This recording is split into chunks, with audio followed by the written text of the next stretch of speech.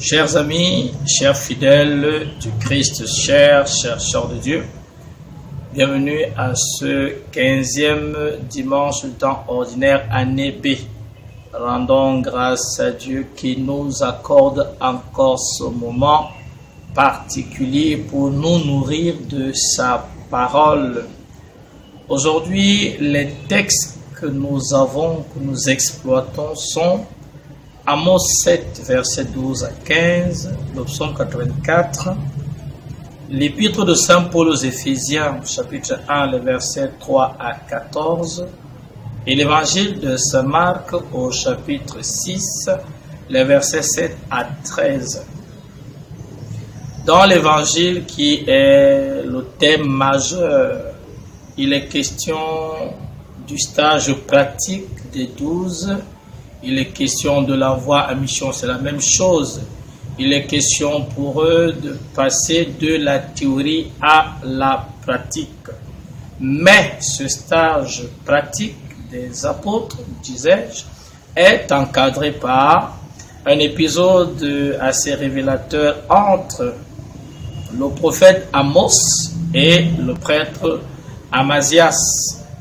Amos va rappeler au prêtre qui officie à Bethel, qu'il a été choisi par Dieu et envoyé. Voilà qui met en filigrane ce que nous disions déjà la semaine dernière, les conflits d'intérêts entre ceux qui servent Dieu et ceux qui servent les hommes. En envoyant le prophète Amos en mission pour rappeler au peuple, n'est-ce pas, ses devoirs, le Seigneur veut dénoncer ce qu'on appelle la corruption du pouvoir sacerdotal. Oui, le pouvoir sacerdotal représenté par le prêtre Amasias est corrompu. Il s'est mis au service des puissants, il s'est mis au service du roi et sa cour, il s'est mis au service de ceux et celles qui oppressent le peuple, et par conséquent, son discours n'a plus de tonalité, son discours n'a plus d'impact. Il ne parle plus au nom de Dieu, il parle au nom des hommes pour leur faire plaisir. Il cautionne leurs injustices, il cautionne toutes leurs magouilles, il cautionne leurs exploitations du peuple des plus petits. Et justement, Amos, va aller rappeler au prêtre de la part de Dieu que c'est trop, il faut arrêter. Occasion d'en donner pour que chacun de nous se rappelle, j'ai envie de dire aujourd'hui, la mission qui est la sienne. Est-ce que je suis de ceux et celles qui cirent les pompes à ceux et celles qui sont détenteurs du pouvoir politique, du pouvoir économique, de quelque pouvoir que ce soit, ou je suis de ceux-là qui, toute proportion gardée, savent rester lucides pour ne pas perdre les pédales devant, on va le dire, les sirènes de l'argent, les sirènes du pouvoir, les sirènes du luxe et que sais-je encore. Nous devons nous situer du côté de Dieu comme nous le rappelle le prophète Amos et aller dénoncer les dérives, dénoncer les tares du pouvoir comme de ceux-là qui se sont laissés corrompre ou même qui sont auteurs de simonie, qui veut dire la vente des choses sacrées. On va s'attirer des foudres. Oui, invitation au martyr.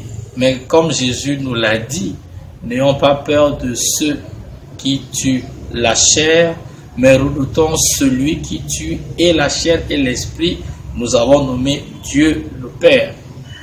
À nous tous qui faisons face à des situations parce qu'on a choisi le camp de la vérité et non du mensonge, courage.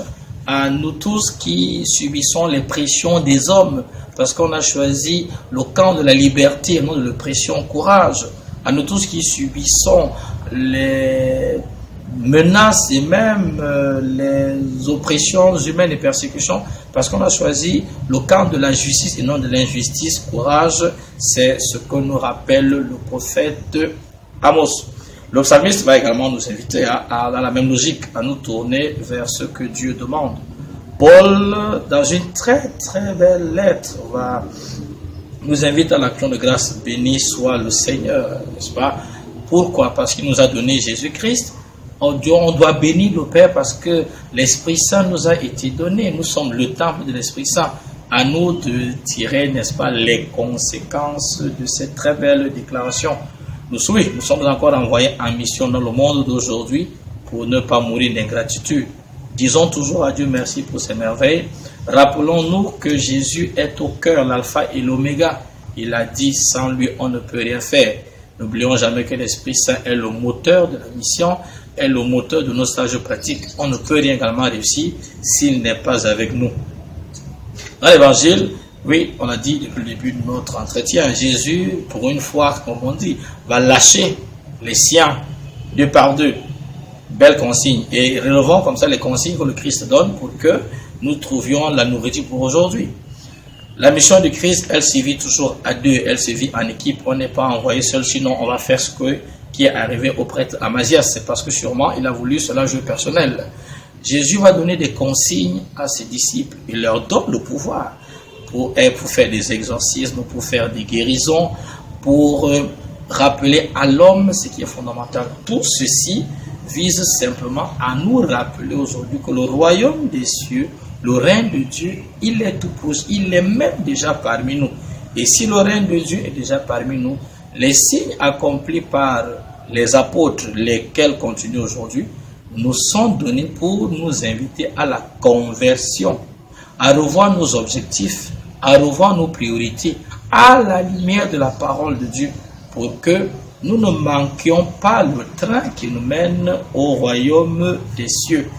Oui, la conversion, il y a ceux qui l'annoncent, il y a ceux qui la dénoncent. Eh bien, il vaut mieux être du côté de ceux qui annoncent la conversion que de ceux qui dénoncent la conversion, parce que si on dénonce la conversion, on invite à la rébellion contre Dieu.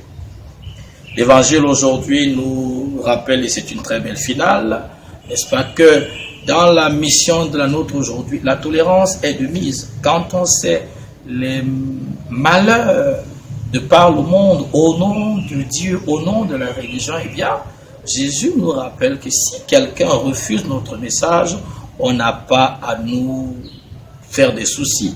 La personne est libre. Voilà qui nous invite à la tolérance religieuse. Est-ce qu'aujourd'hui, on n'en a pas besoin? Dieu seul sait que oui. Le vivre ensemble dans notre pays, comme dans les autres pays, comme partout ailleurs,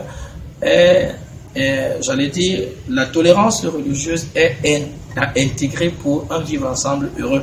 Eh bien, que le Seigneur vienne, n'est-ce pas, nous guérir de la simonie qui est la vente des choses sacrées, qu'il vienne nous donner la grâce de retrouver le goût de la mission. Et pour réussir cette mission, il faut que les uns et les autres se rappellent ceci. Tu as reçu gratuitement, tu donnes gratuitement. On ne monnaie pas les choses sacrées, on ne monnaie pas les choses de Dieu. Et c'est pour ça que Paul a dit que beaucoup ont fait de leur ventre leur Dieu. Prions pour nos propres conversions. Prions pour la conversion de toutes les personnes qui nous entourent. Prions pour que le message divin rédempteur nous touche les autres pour la plus grande gloire de Dieu. Avant de nous séparer, juste une question, mon ami, mon frère, ma soeur. Quelle est la mission qui est la tienne et quels sont les défis qui sont les tiens? Ou j'ajoute, quelles sont les conversions dont tu as besoin pour être un disciple selon le cœur de Dieu. Bonne semaine, que Dieu nous bénisse et retrouvons-nous la semaine prochaine avec une fois de plus encore un message pour éclairer nos journées. Amen.